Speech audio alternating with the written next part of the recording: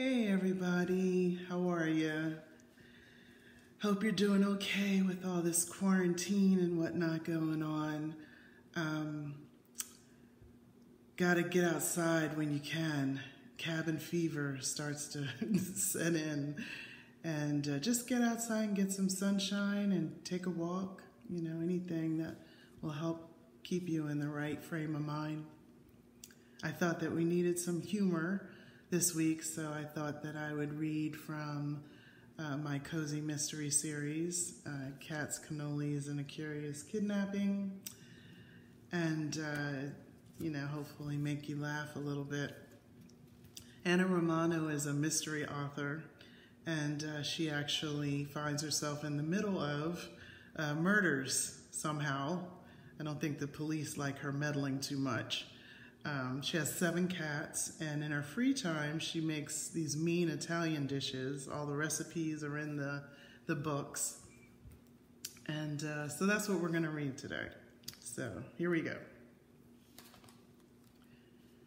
There were some very distinguishable differences between this man and her fictional book character, though.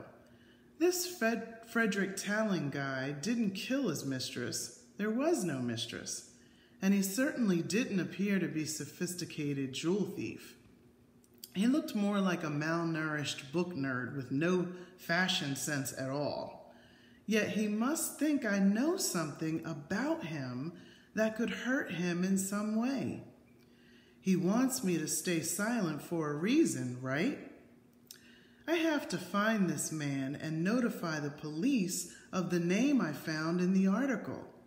Or maybe I should go to the police first, since this guy is obviously a bit off his rocker.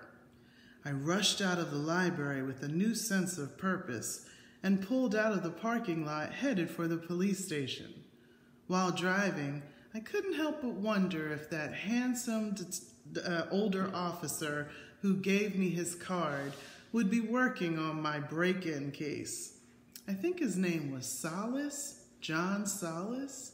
What a great name, similar to Bond, James Bond.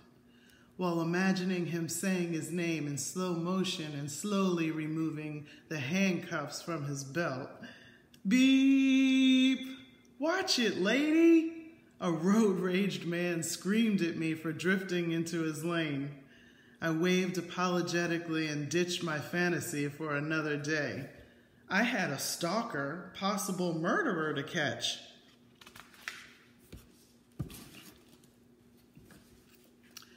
Traffic was a nightmare late in the evening, everyone rushing home to either the loneliness of an empty apartment or a spouse and kids that made them crazy and miserable. To avoid the chaos, I decided to take the back roads to the police station.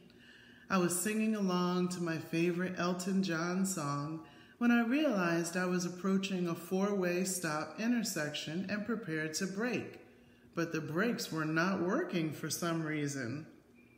I instantly began panicking because cars were crossing the intersection at a steady pace. I was left with only one option to avoid a catastrophe: stop the car myself. I studied the wooded area to my right, ensured my seatbelt was secure, pulled as hard as I could on the imaginary brake for good luck, and yanked the wheels sharply to the right before I got to the intersection. Thank God I was only going about 30 miles per hour.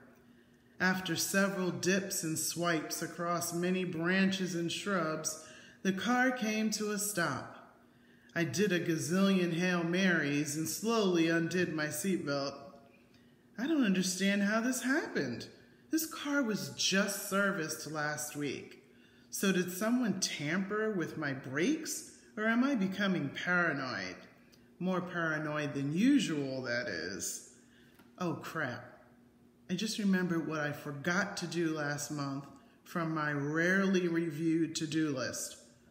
I forgot to renew my annual membership for roadside assistance. Well, when one door closes, another one opens.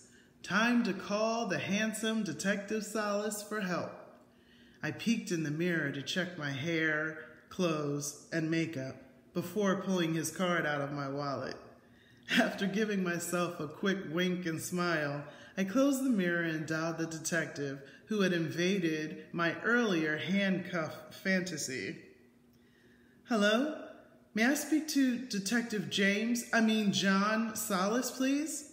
I inquired of the deep and authoritative voice on the phone. Yeah, just a sec, he barked. After a series of clicks and beeps, I was transferred to Detective Salas's voicemail. This is Detective Salas. Sorry I cannot take your call. Leave a detailed message after the beep. Crap, voicemail. Terrible at leaving messages, and I was super nervous. So I went in quick and fast with my reintroduction, car troubles, and recent research, but was stopped short by a good Samaritan. It went something like this. I don't know if you remember me. My name is Anna Romano, and you came to my house about the break-in. There was a vandalism, and my cats were traumatized, and the red paint turned out not to be blood, thank God, and you gave me your card. Anyway, I think someone tampered with my brakes, and I've crashed on the side of the road on the way from the library to your office. However, I have some very important information about the man with the red hair. It's related to... 1 second. A good Samaritan has finally stopped to help me. Thank goodness. He was wearing a hat pulled down low on his face, with an oversized Giants jersey and faded blue jeans. So she didn't see his face, but he looked just like... Oh goodness, this can't be happening. Please don't hurt me. My cats! The line went dead. That's it. I hope you enjoyed Anna Romano for today, and I want you all to please practice social distancing and stay home if you can. That's it. See ya. Till next week.